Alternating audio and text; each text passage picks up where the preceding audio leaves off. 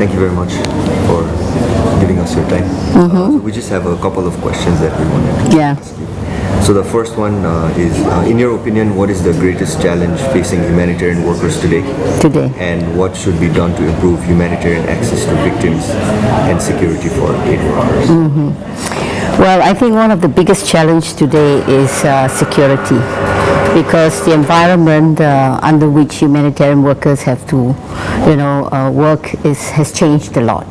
It has become very dangerous in the sense that whereas in the past, humanitarian workers were seen as, people who are neutral, impartial and all that, helping all sides, and therefore they should be protected. But today, that seemed to have broken down or not respected anymore by the parties in conflict. So what we see today in many of the conflict situations is that humanitarian workers are deliberately targeted. And so it has become a dangerous environment for them. Another big challenge, I would say, is that in addition to the fact that it's become more difficult, more risky for them to work, it's also the fact that we have now, increased needs everywhere, humanitarian needs everywhere. And so many humanitarian operations are facing massive underfunding. So, in order to be able to run their program, they have to be very careful how they spend their money, and of course, in dangerous environment, it's extremely expensive to operate. Well, these are just two of the many challenges that I think humanitarian workers face today.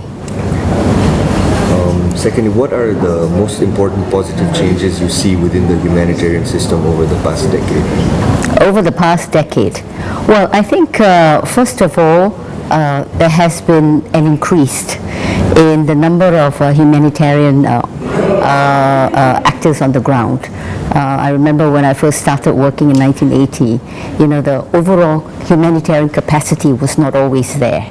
But today you see many organizations, not only just international organizations, but national organizations as well, NGOs, civil society. I think people have become much more aware, on the one hand, about humanitarian issues. And I think that there are a lot of committed people who have, despite all the difficulties, come forward to work in these difficult operations. So the capacity has increased.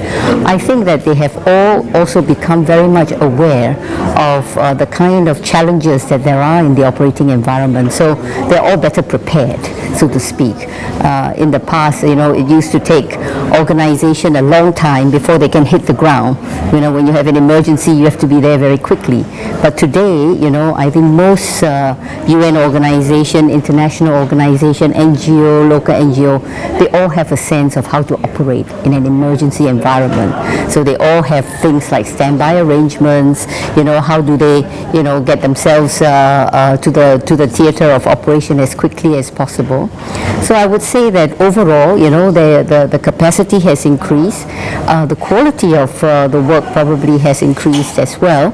But at the same time, I think there are also problems that comes with it. You have now sometimes too many organizations going at the same time, so coordination becomes a very important issue. So that kind of related to what you were just saying. Yes. The next question is actually, what are some of the challenges that humanitarian workers are likely to continue to face going into the future? Well, I think going into the future, for me, I think the security is always going to be there.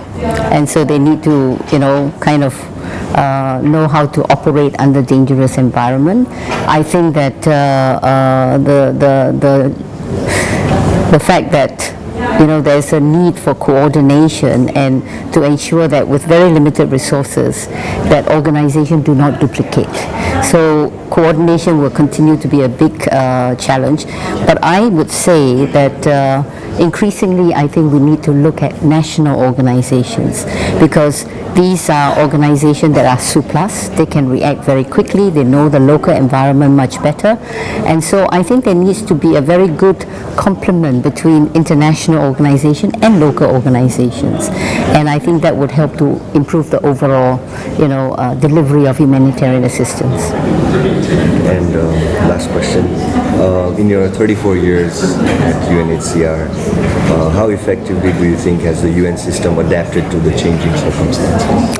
Well, I think the UN, just say on security alone, they've had to adapt very quickly. In the past, the UN would pull out at the first sign of, any danger in the environment.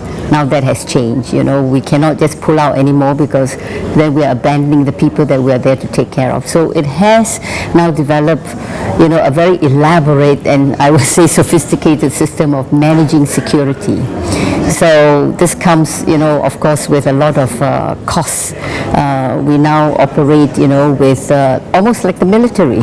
There are always in your office bunkers and, T-walls and high walls and what have you. But also for your personal security, you need flak jacket, you need, helmets, you need armored vehicles and all of that.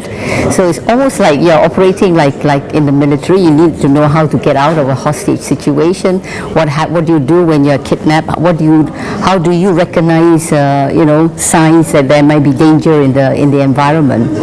So this I think will remain a challenge. I think that they have improved, I think, a lot in the way they manage security.